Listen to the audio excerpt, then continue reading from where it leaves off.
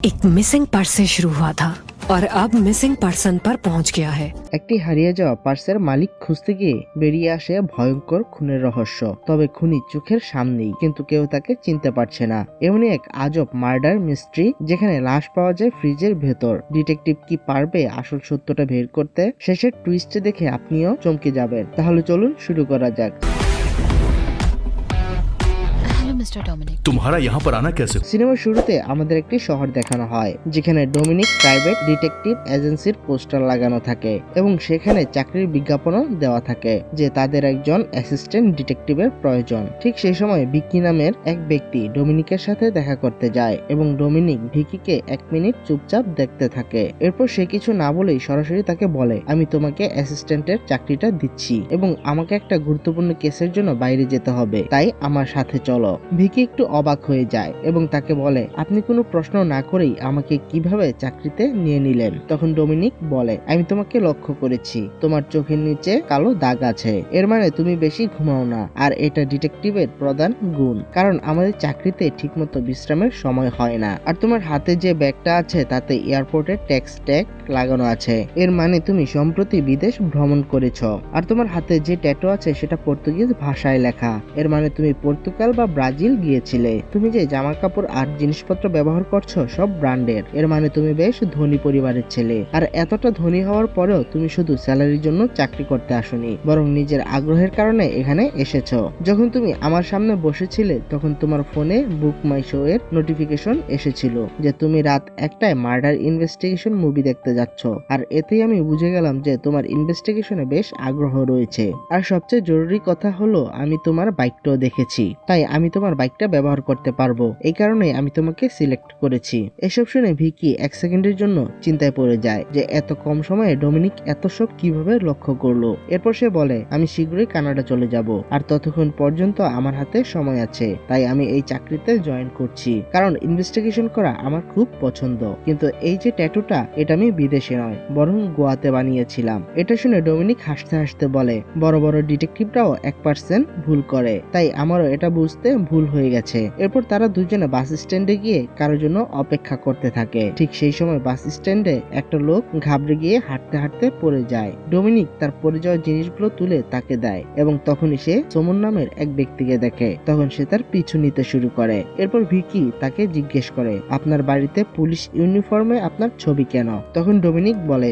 আমি ডিপার্টমেন্টের জন্য গোপনে কাজ করেছি, কিন্তু আমি কোনো মেডেল পাইনি, বরং শুধু বদলিই পেয়েছি এবং আমি অনেক অপরাধীকে জেলেও পাঠিয়েছি, কিন্তু তাও ডিপার্টমেন্টের মনে হতো যে তার সিনিয়র অফিসাররা বেশি কাজের, তাই নিজের আত্মসম্মান বজায় রাখতে আমি চাকরি থেকে ইস্তফা দিয়েছিলাম। এরপর ডোমিনিক সোমনকে ফলো করতে করতে হোটেলের ভেতর যায় এবং ভিকিকে বলে, তুমি নিচে অপেক্ষা করো, কারণ এই অপারেশনটা খুবই গোপন এবং বিপজ্জনক, আর যদি আমি 30 মিনিটের মধ্যে নিচে না আসি তবে তুমি পুলিশকে খবর দিবে। এই বলে সে হোটেল রুমের ভেতরে যায় এবং সোমন সেখানে এক মহিলার সাথে দেখা করে, আর তারা একান্ত সময় কাটাচ্ছিল। তখন ডোমিনিক তাদের ভিডিও রেকর্ড করে নেয় এবং বলে, তোমার স্ত্রী মল্লিকা আমাকে নিয়োগ করেছিল যাতে আমি তোমাকে ফলো করে জানতে পারি তুমি তাকে ঠকাচ্ছ কিনা, আর এখন তুমি হাতে নাতে ধরা পড়ে গেছো। এটা শুনে সোমন ভয় পেয়ে যায় এবং তাকে বলে, আমার স্ত্রীকে এই ব্যাপারে কিছু বলো না, এবং সে ডোমিনিককে টাকাও অফার করে। আর ডোমিনিক সেই টাকা নিয়েও নেয় এবং তাকে ছেড়ে দেয়। এরপর ডোমিনিক তার বন্ধু স্বামীকে এই সব জানায় এবং স্বামী রেগে গিয়ে বলে, মল্লিকা তোমাকে টাকা দিয়েছিল। এটা শুনে ডোমিনিক বলে, আসলে মল্লিকা তাকে কখনো নিয়োগই করেনি, আমি তো শুধু সোমনের থেকে টাকা বের করার জন্য তাকে মিথ্যা বলেছিলাম। আসলে এত ট্যালেন্ট এবং অভিজ্ঞতা থাকা সত্ত্বেও ডোমিনিক ছোটখাটো কাজ করত আর ভাবতো কবে ভালো কেস পাবে। ডোমিনিক মাধুরী নামের এক মহিলার ফ্ল্যাটে থাকতো এবং সে ঠিক মতো ভাড়াও দিতে পারতো না। সেখানেই সে খাওয়া দাওয়া করতো এবং মাধুরী থেকে ধারও নিত। একদিন মাধুরী বলে, আমি হাসপাতালে একটা লেডিস পার্স পেয়েছি যাতে কিছু টাকাও আছে, হয়তো এই পার্স যার সেই মহিলা কোনো বিপদে আছে, তাই এই পার্সটা তার মালিকের কাছে পৌঁছে দেওয়ার জন্য ডোমিনিককে বলে। ডোমিনিক শুনে বলে যে তার ছোটখাটো কেস পছন্দ নয়, আর সে শুধু কিডন্যাপ বা মার্ডারের মতো বড় কেস নেয়। কিন্তু মাধুরী বলে, যদি তুমি এই পার্সের মালিককে খুঁজে বের করতে পারো তবে আমি তোমার পুরো ভাড়া এবং ঋণ মাফ করে দেব। তখন ডোমিনিকের এই অফারটা পছন্দ হয় এবং সে রাজি হয়ে যায়। সে পার্সটা খুলে এবং তাতে টাকা আর একটা মেমোরি কার্ড পায় আর কিছু ছেঁড়া কাগজও পায়। যখন সে মেমোরি কার্ড খোলার চেষ্টা করে তখন দেখে সেটা পাসওয়ার্ড প্রোটেক্টেড, তাই ডোমিনিক প্রথমে ছেঁড়া কাগজগুলো জোড়া লাগায় লাগায়, যা একটি ব্যাংকের ডকুমেন্ট। এরপর ডোমিনিক এক ব্যাংক ম্যানেজারকে কল করে, কারণ ডোমিনিকের কাছে আগে থেকে ব্যাংক ম্যানেজারের পরকীয়ার ভিডিও ছিল। তাই সে তাকে ব্ল্যাকমেইল করে এবং ভিডিও পাঠিয়ে ওই অ্যাকাউন্টের ডিটেলস চায়। আর ব্যাংক ম্যানেজার ভয়ের চোটে তাকে ডিটেলস দিয়ে দেয়। সে বলে যে এই ডকুমেন্টটা পূজা নামের এক মেয়ের এবং সে তার অ্যাড্রেসও হোয়াটসঅ্যাপে পাঠিয়ে দেয়। এরপর ডোমিনিক যখন সেই অ্যাড্রেসে যায় তখন সে রম্মার দেখা পায় এবং তাকে বলে যে সে পূজার সাথে দেখা করতে চায় এবং তাকে তার পার্স ফেরত দিতে চায়। তখন রম্মা বলে যে পূজা আমার বন্ধু এবং সে 4 দিন ধরে নিখোঁজ, আর আমরা পুলিশ কমপ্লেইনও করেছি কিন্তু পুলিশ কিছুই করছে না। এটা শুনে ডোমিনিক পূজার রুম চেক করে এবং তার ফটো নেয় আর তার বন্ধুকে জিজ্ঞেস করে যে পূজার কি কোনো বয়ফ্রেন্ড ছিল। তখন রম্মা জানায় যে 2 বছর আগে পূজার কার্তিক নামের এক ছেলের সাথে রিলেশন ছিল, কিন্তু পরে তাদের ব্রেকআপ হয়ে যায় এবং সম্প্রতি আলবি নামের এক ছেলে পূজাকে ফলো করে এবং 1 সপ্তাহ আগেই সে পূজাকে হুমকি দিয়েছিল। আর পূজা নিখোঁজ হওয়ার একদিন আগে খুব টেনশনে ছিল এবং শেষবার সে বলেছিল যে সে তার এক্স বয়ফ্রেন্ড কার্তিকের সাথে দেখা করতে যাচ্ছে। এটা শুনে ডোমিনিক অবাক হয়ে যায় এবং সে তার কাছে কার্তিকের ঠিকানা চায়, কিন্তু রম্মা বলে যে 2 বছর আগে কার্তিক তাদের ভুল ঠিকানা দিয়েছিল এবং সে তার আসল ঠিকানা একদমই জানে না। এরপর ডোমিনিক মাধুরীর সাথে দেখা করে এবং তাকে সব জানায়। তখন মাধুরী বলে পূজার এই কেসটা তুমি হ্যান্ডেল করো, আর তুমি যদি এই কেস সলভ করে ফেলো তবে আমি তোমাকে ভাড়া এবং লোনও মাফ করে দেব। এরপর ডোমিনিক তদন্ত শুরু করে আর আলবির খোঁজও পেয়ে যায় এবং তাকে ধরার চেষ্টা করে, যার ফলে তাদের মধ্যে মারামারি হয় এবং সেই কারণে পুলিশ ডোমিনিক ও ভিকি দুইজনকেই অ্যারেস্ট করে নেয়। সেলে ডোমিনিকের উপর অভিযোগ লাগানো হয় যে সে জাল সার্টিফিকেটের মাধ্যমে ডিপার্টমেন্টে এসেছিল, কিন্তু তখনই মাধুরী সেখানে আসে এবং তাকে ছাড়িয়ে নিয়ে যায়। এরপর তারা সবাই মিলে মেমোরি কার্ডের পাসওয়ার্ড হ্যাক করে, যেখানে 2 বছর আগে পূজা ও কার্তিকের হোটেল রুমের একটি ফুটেজ ছিল।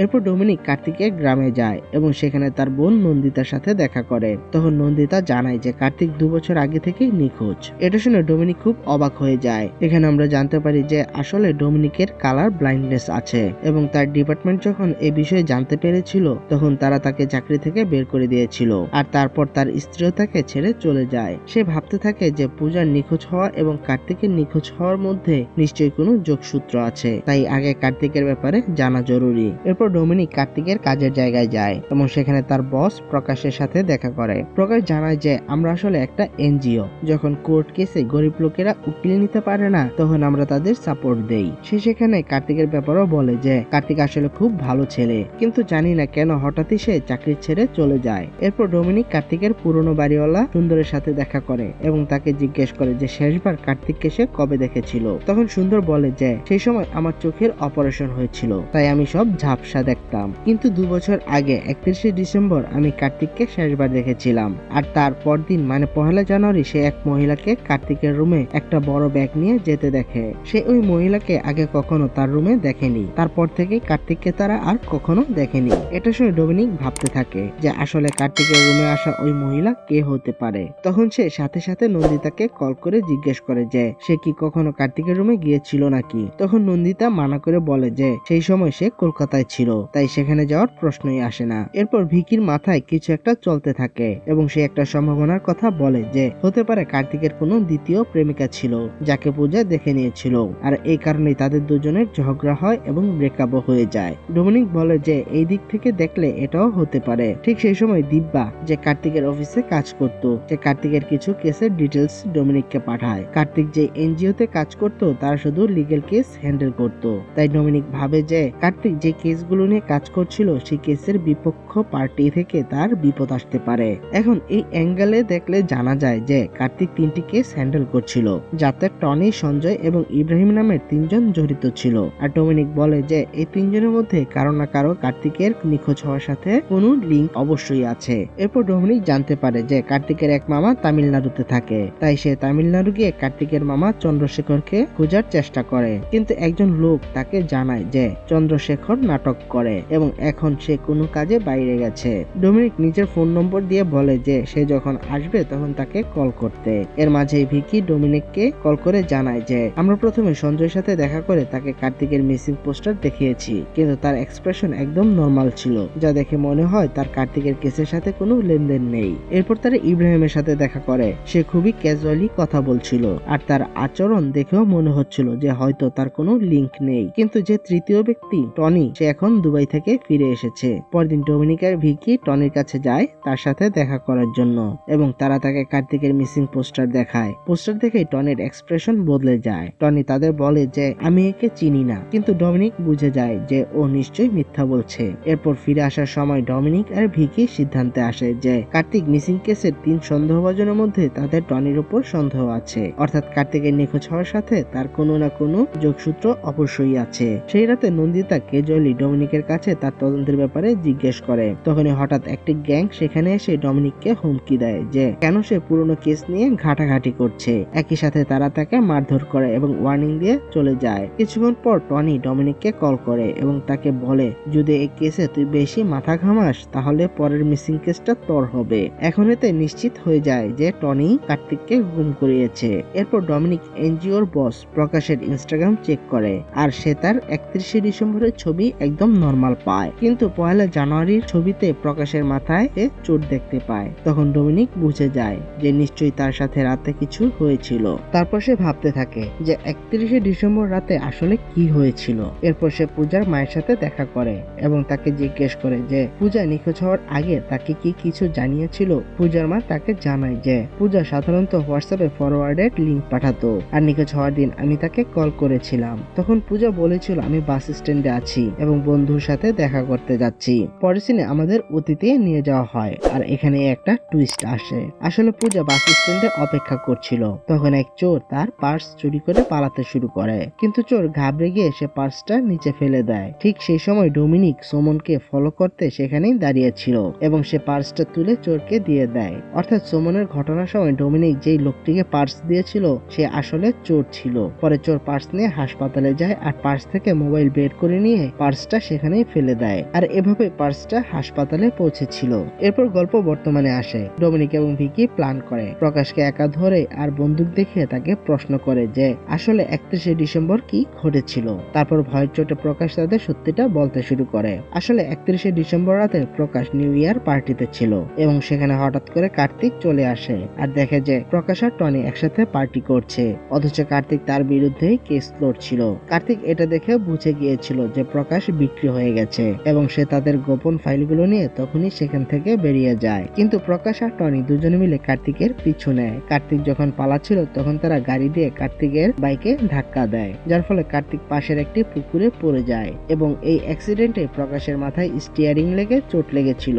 প্রকাশ বলে যে আমরা সেই অ্যাক্সিডেন্ট ইচ্ছে করে করিনি, বরং আমরা তো শুধু তার থেকে ফাইল নিতে চেয়েছিলাম। কিন্তু ডমিনিক প্রকাশের একটা কথাও শুনে না এবং তাকে পুলিশের হাতে তুলে দেয়। এরপর ডমিনিক ভাবে যে যদি কার্তিক 2 বছর আগেই পুকুরে পড়ে গিয়ে থাকে তবে পূজা কেন বলেছিল যে সে কার্তিকের সাথে দেখা করতে যাচ্ছে। ডমিনিক তার পরিচিত পুলিশ অফিসারের সাথে কথা বলে এবং পুকুরে তল্লাশির পারমিশন নেয়। পুলিশ পুকুরে খোঁজা শুরু করে দেয় এবং এটা দেখে নন্দিতা ইমোশনাল হয়ে পড়ে, কারণ তার মনে হচ্ছিল যে তার ভাই আর কখনো ফিরে আসবে না। পুলিশ পুকুরে একটা বাইক পায়, সাথে বস্তায় পাথর বাঁধা একটা মৃতদেহ পায় আর এটা দেখে ডমিনিক অবাক হয়ে যায় এবং ভাবতে থাকে যে যদি এটা অ্যাক্সিডেন্ট হয়ে থাকে তাহলে এটা বস্তায় কিভাবে এলো। আর এখানেই আরেকটা বড় টুইস্ট রিভিল হয়। আসলে বস্তার ভেতরে কার্তিক নয় বরং পূজার ডেড বডি ছিল। আর তখনই সাইবার ক্রাইম থেকে ডমিনিকের কল আসে এবং তারা জানায় যে আমরা আপনার দেওয়া 2টো নম্বরই চেক করেছি এবং 2টো নম্বর কখনো একসাথে অ্যাক্টিভ ছিল না, একটা বন্ধ হলে অন্যটা অ্যাক্টিভ হতো। এটা শুনে ডমিনিক সাথে সাথে পূজার মাকে বলে যে পূজা যেসব ফরওয়ার্ড মেসেজ পাঠিয়েছিল সেগুলো আমাকে ফরওয়ার্ড করুন। এরপর মেসেজ চেক করার পর সে নন্দিতের একটা ডান্স ভিডিও পায়। ডমিনিকের এখন সন্দেহ হয় যে আসলে পূজা নন্দিতের ভিডিও নিজের মাকে কেন পাঠাতো, যেখানে নন্দিতা বলে যে সে পূজাকে কখনো চিনতই না। এরপর ডমিনিক নন্দিতের বাড়ি যায় এবং চাকরকে পূজার ছবি দেখায়। চাকর ভয়ে ভয়ে বলে যে আমি এই মেয়েকে কখনো দেখিনি। এরপর ডমিনিক নন্দিতাকে বলে যে পুকুরে তার ভাইয়ের বডি পাওয়া যায়নি। এটা শুনে নন্দিতা খুশি হয়ে যায় এবং বলে যে আজ কার্তিকের জন্মদিন, তাই আপনাকে কিছু খেতেই হবে। এরপর যেই সে ফ্রিজ খোলে তখন তার ভেতরে জন নামের এক ব্যক্তির ডেড বডি ছিল আর জন সেই লোক ছিল যে নন্দিতাকে হ্যারাস করত।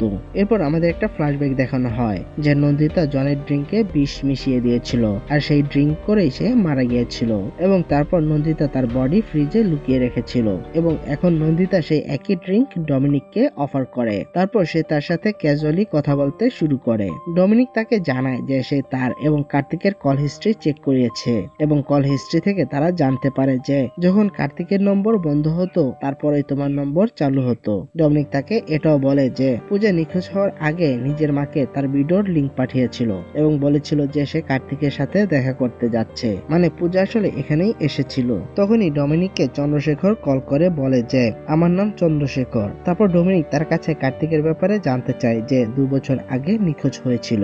এটা শুনে চন্দ্রশেখর একটা টুইস্ট রিভিল করে। সে বলে যে কার্তিকের ছোটবেলা থেকে নাটকের শখ ছিল এবং আমি কার্তিক আর নন্দিতা দুজনকে নাচ শিখিয়েছি, কিন্তু নন্দিতা ছোটবেলায় হার্টের সমস্যায় মারা যায়। তখন এটা শুনে ডমিনিক বুঝে যায় যে আসলে যাকে সে নন্দিতা ভাবছে সে নন্দিতা নয়, বরং সে কার্তিক, যে নন্দিতার বেশে আছে। এবং সে এত ভালো অভিনয় করছে যে ডমিনিক বুঝতেই পারেনি সে আসলে মেয়ে নয় বরং ছেলে। ডমিনিক তাকে বলে যে তুমি নন্দিতা নও, তুমি কার্তিক, যে অপারেশনের পর নিজের বোনের নামে বেঁচে আছো। এরপর আমাদের একটা ফ্ল্যাশব্যাক দেখানো হয় যে অ্যাক্সিডেন্টের পর কার্তিক পুকুর থেকে বেঁচে ফেরে ঠিকই, কিন্তু সবাই ভাবে সে মারা গেছে। সে নিজের সমস্যা থেকে বাঁচার জন্য সার্জারি করিয়ে নিজের বোন নন্দিতা হয়ে বাঁচতে শুরু করে। পূজা যখন নন্দিতার ইনস্টাগ্রামে ভিডিও দেখে তখন সে সত্যিটা জেনে যায় যে আসলে নন্দিতা তো মারা গেছে, তাহলে নিশ্চয়ই এটা কার্তিকই হবে। তাই সে কার্তিকের কাছে সত্যিটা জিজ্ঞেস করে। এক পর্যায়ে তাদের ঝগড়া হয় আর কার্তিক তাকে ধাক্কা দেয়, যার ফলে পূজা নিচে পড়ে যায় এবং সেখানেই মারা যায়। তখন কার্তিক তার চাকরের সাহায্যে পূজার মৃতদেহ সেই পুকুরে ফেলে আসে। এরপর গল্প বর্তমানে আসে, যেখানে ডমিনিক এসব জেনে অবাক হয়ে যায়। আর তখনই কার্তিক আর তার চাকর ডমিনিকের উপর আক্রমণ করে। তখন ডমিনিক একটি নকল বন্দুক নিয়ে ওই দুইজনকে ভয় দেখায়, যার ফলে তারা দুজন সেখান থেকে পালিয়ে যায়। এরপর পুলিশ কার্তিক এবং চাকরকে অ্যারেস্ট করে নেয় আর এর সাথে মুভি এখানেই শেষ হয়ে যায়। তো ভিউয়ার্স, আপনাদের এই সিনেমার টুইস্ট কেমন লাগলো কমেন্ট সেকশনে অবশ্যই জানাবেন। আর নতুন কোনো সিনেমার এক্সপ্লেনেশন পেতে চাইলে আমাদের চ্যানেলটি সাবস্ক্রাইব করে সাথেই থাকুন।